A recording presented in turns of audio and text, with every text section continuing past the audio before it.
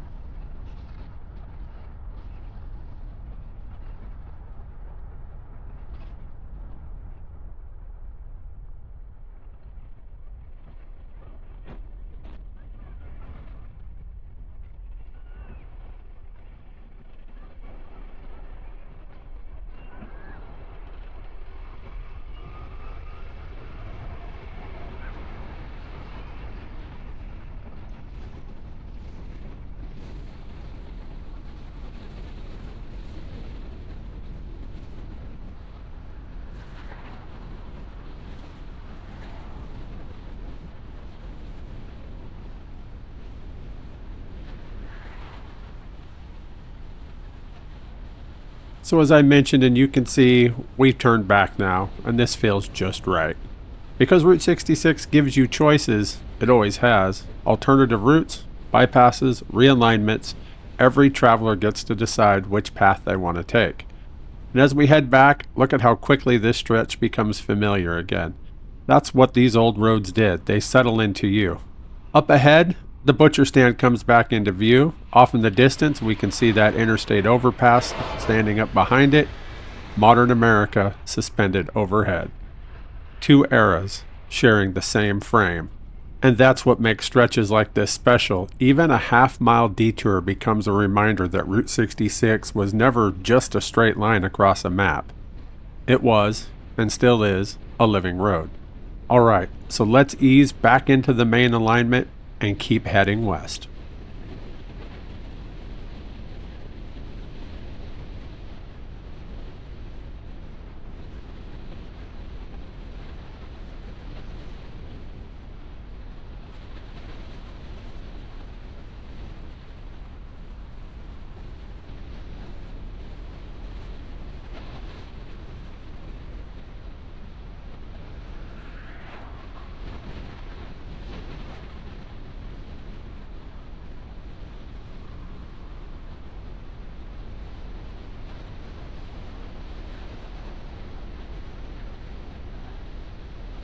Out here, just west of Wellston, Oklahoma, Route 66 feels exactly like what it was meant to be.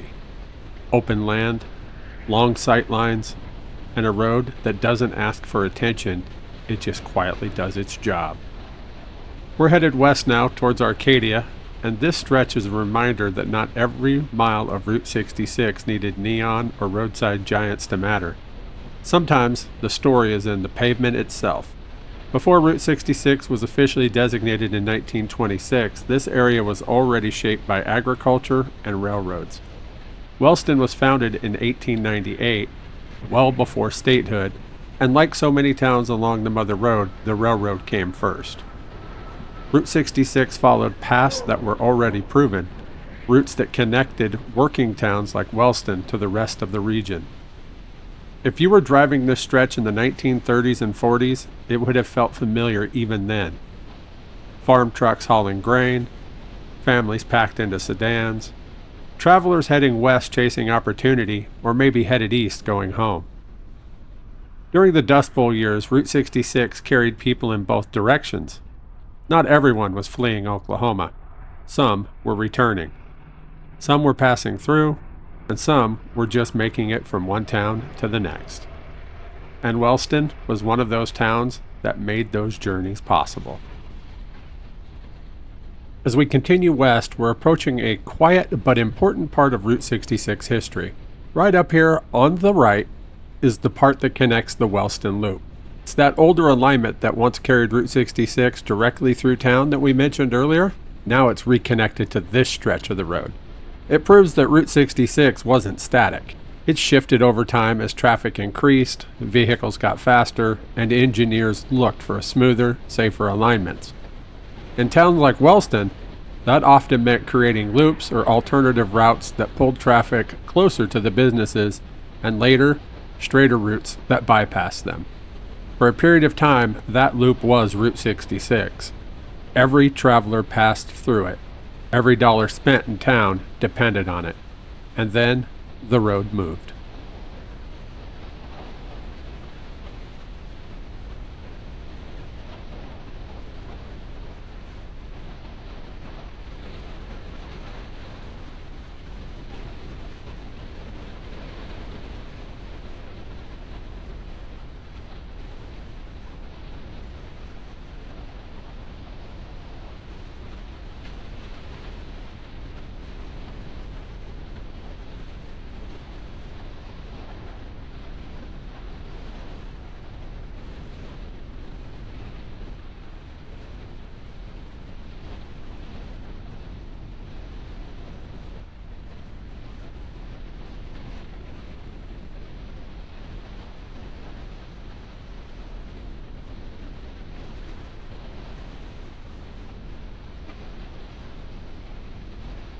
This stretch of Route 66 feels quiet, almost understated. Out here between Wellston and Luther, the road runs through open farmland, long sightlines, and wide Oklahoma sky. And that openness mattered because early travelers on Route 66 depended on knowing where the next stop was. In the 1920s and 30s, this wasn't a casual drive. Fuel gauges were unreliable, roads were rougher, and help wasn't guaranteed. That's why roadside filling stations like the one ahead weren't conveniences, they were lifelines.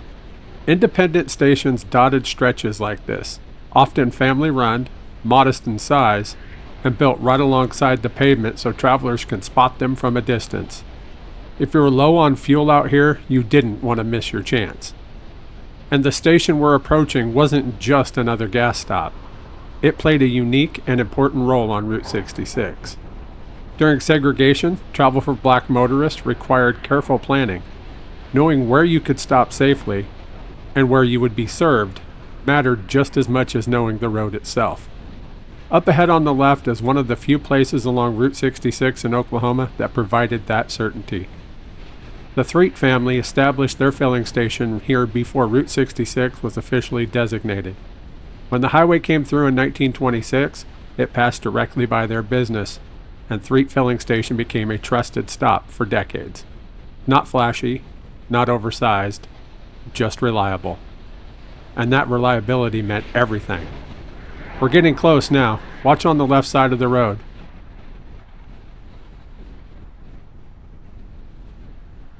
There it is, the Threet Filling Station. Standing here for over a century, serving travelers through some of the most challenging chapters of American road travel, and still a part of the Route 66 story today. Now, while today was just a quick drive-by of the Threet Filling Station, I will be back and I will be doing a full-length video on it, so be sure to look for that.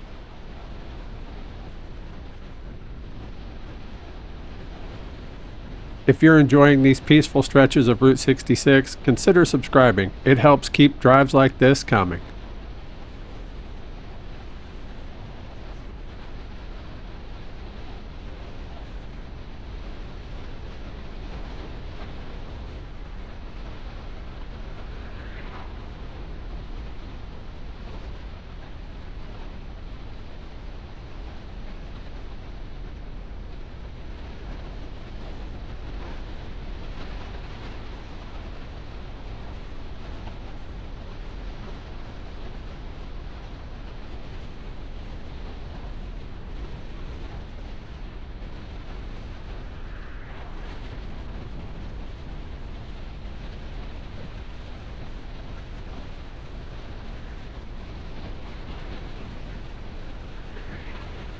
As Route 66 carries us toward Luther, the landscape starts to change just a little.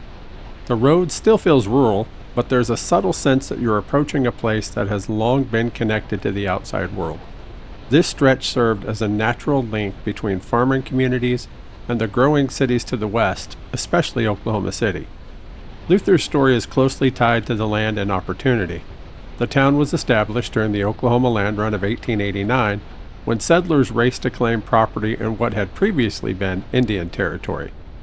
Unlike many towns that later came, Luther grew directly out of that moment, fast, hopeful, and determined. When Route 66 was routed through here years later, it reinforced Luther's role as a connector. Not a destination for most travelers, but an essential waypoint. A place where you passed through, but you slowed down, maybe you refueled, but you carried on. And that is exactly what towns like this are built for. You can feel it in the spacing of the road, the way businesses once faced the highway, and how Route 66 still threads directly through town instead of skirting around it. This wasn't a bypass community. This was a Route 66 community. As we get closer, traffic naturally eases. The road asks you to pay attention again. Intersections return. Driveways appear. The road opens. The long, open stretches behind us transition into something more personal. Luther isn't loud about its history. It doesn't need to be. Its role on Route 66 was practical, steady, and reliable, the kind of places travelers depended on without ever fully realizing it. And just ahead, Route 66 continues doing what it's done here, carrying people forward one quiet mile at a time.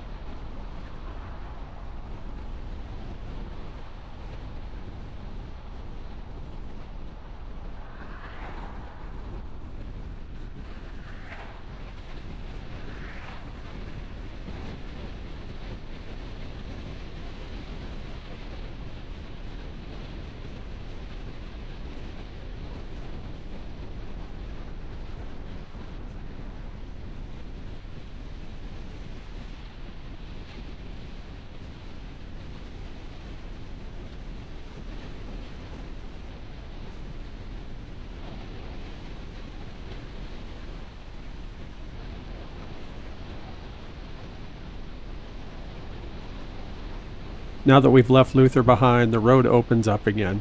Fewer intersections, longer sightlines, the kind of stretch where scenery doesn't demand attention, it invites patience. This is central Oklahoma at its most understated. Flat enough to feel endless, but never completely still. The land rolls just enough to remind you that you're moving. Not just across miles, but across time. This stretch of Route 66 wasn't built to impress, it was built to connect. For decades, this road served as a working artery between farming communities and growing cities. Grain trucks, delivery vehicles, families headed west, locals headed east. Everyone shared the same pavement. And because this land is so open, travelers depended on visibility. You needed to see what was coming next. Towns, curves, the weather, or the next chance to stop. That's why roadside businesses out here were spaced the way they were. Not clustered, not stacked, just far enough apart that it matters. As we continue west, notice how Route 66 gently rises and falls. The alignment here wasn't accidental. Engineers followed natural contours to minimize grading and drainage problems, especially in areas where heavy rains could quickly turn dirt shoulders into mud. Before modern resurfacing, stretches like this required constant maintenance. Crews patched cracks, filled ruts, and reshaped shoulders year after year. Route 66 survived here because it was cared for, and that care is why so much of it is still drivable today. This section also marks a transition zone, where rural Oklahoma begins to give way to places that would later become more closely tied to the Oklahoma City orbit. Not suburbs at first, just proximities, awareness. You can feel it slowly creeping in. The spacing of driveways change, utility poles feel more frequent.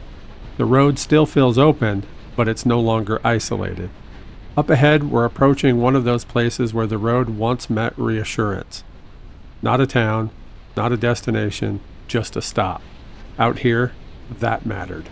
Early Route 66 travelers didn't measure trips by miles, they measured them by stops, fuel, water, repairs, and simply just a moment to breathe. A filling station along this stretch, like it wasn't optional, it was essential. As we keep rolling west, imagine this road in the late 1920s. No air conditioning, limited signage, engines that overheat easily. Travelers would scan the horizon constantly, looking for something, anything, that signaled help was ahead. And the station we're approaching served that role for generations. But we're not there yet. Right now, this stretch is about anticipation, about understanding how far you could travel before you needed to stop, and how grateful you would be when you saw something approaching.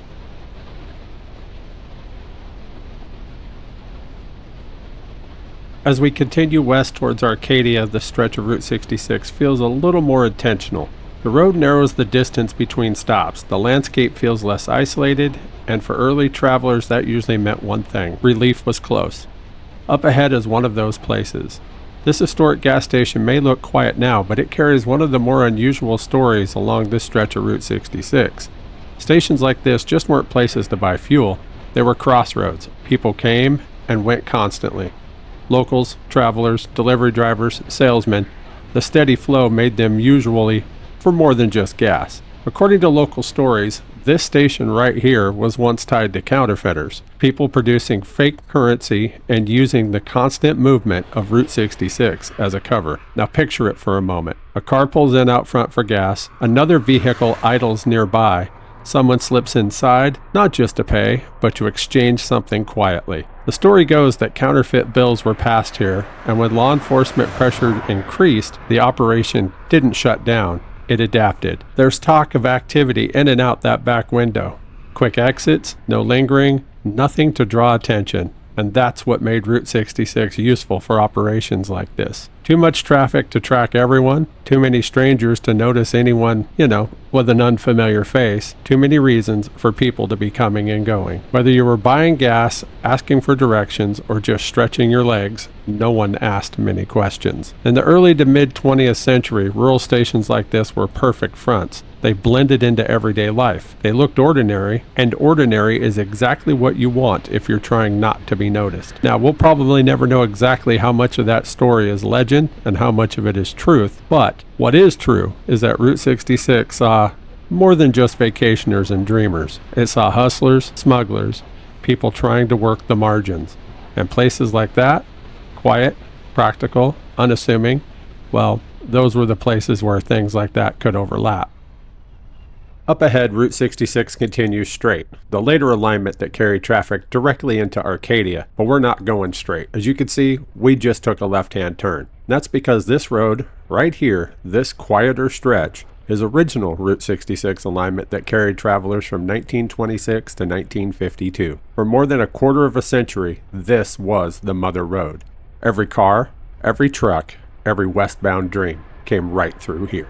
They didn't go straight like traffic does today. They took that left-hand turn when they're headed west, just like we did. And right away, you can feel the difference. The pavement changes, the road narrows, the pace naturally slows down.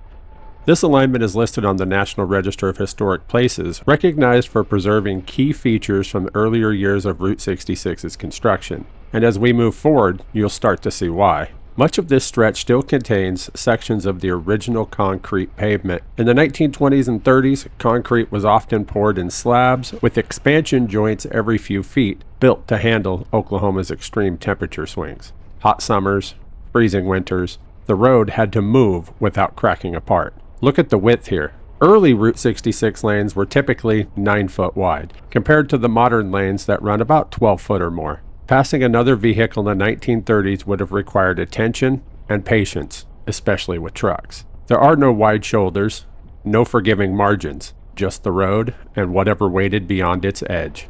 And that's where those curb bumpers come in. Up ahead, you'll notice the raised concrete barriers lining portions of the alignment. These were early safety features, simple but effective. They helped prevent vehicles from drifting off embankments and into the drainage ditches, especially at night or in poor weather. They weren't decorative. They were practical engineering for the time when road design was still evolving. Now here's where this stretch takes an unexpected turn in modern history. In 2008, Paul McCartney, yes, the Beatle, was traveling Route 66 right through here. And right along the original alignment here, he pulled over to ask for directions. Think about that for a second. A global music icon standing on 1920s concrete on the same narrow road earlier motorists used to find their way west. It's one of those Route 66 stories that feels almost too perfect. The old road continuing to connect people across completely different eras. As we saw, they even have a small marker to indicate that he was here and right where it's at. So if you're ever through here, don't forget to stop and get a picture with it. Because this isn't recreated nostalgia. It's preserved, just like the roadway, to tell a story for future generations. The road itself, well, that's engineering from the birth of the American highway system. And for a few more seconds, we're going to drive exactly where Route 66 drivers drove nearly a century ago.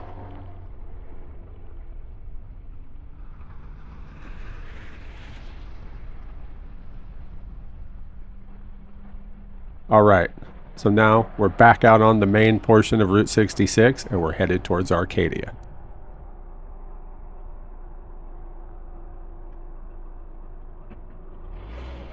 As we ease off the original 1926 alignment and rejoin the later Route 66 routing, there's a noticeable shift. The road widens just a bit, the sightlines definitely stretch out further ahead, and the drive begins to feel more modern, even though we're still very much on the mother road. This transition tells an important story about Route 66. By the early 1950s, traffic volumes had increased dramatically. Cars were faster, heavier, and more reliable. What once worked in the 1920s simply wasn't enough anymore. So Route 66 began evolving, not disappearing, but adapting. Straighter sections like this one were designed to improve safety and flow. Gentle curves replaced tighter ones, approaches into town became more predictable, and for drivers, the road started to feel less demanding. This was Route 66 growing up. As Route 66 carries us into Arcadia, the open countryside gives way to a town that grew up alongside the highway, shaped by it, influenced by it, and still defined by it today. Arcadia traces its roots back to the late 1800s when settlers arrived during Oklahoma's land runs and built farming communities from the ground up. Like many towns in this part of the state, agriculture came first: wheat, livestock, and hard work, and then transportation followed. When Route 66 arrived in 1926, it changed everything. Arcadia suddenly sat on one of the most important roads in America. Travelers heading west passed directly through town, bringing business, opportunity, and connections to the wider world. Gas stations, cafes, and smaller services grew up along the route, all depending on the steady rhythm of passing cars. And just ahead, Arcadia reveals a structure that has become its most recognizable symbol. Up on the right, well, there it is. That's the Arcadia Round Barn. Built in 1898, this barn predates Route 66 by nearly 3 decades. Its circular design wasn't about novelty, it was about being practical. The shape helped Oklahoma winds flow around it instead of pushing flat against its walls, and it allowed livestock to be fed from the central area with less wasted space. By the time Route 66 came through, the barn was already a local landmark, and as traffic increased, it became something more, a visual marker for travelers who knew they were nearing Oklahoma City or just leaving it behind.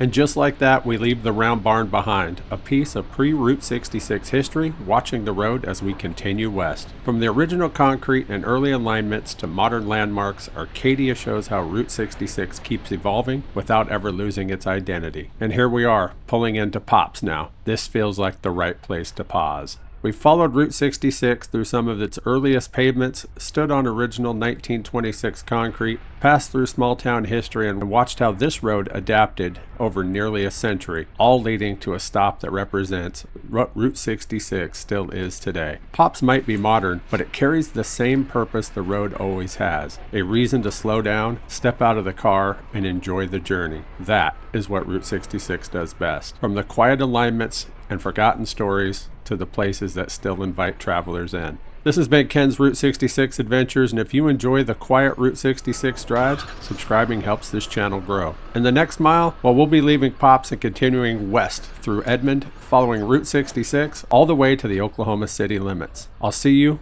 on the next mile of Route 66, which begins right here.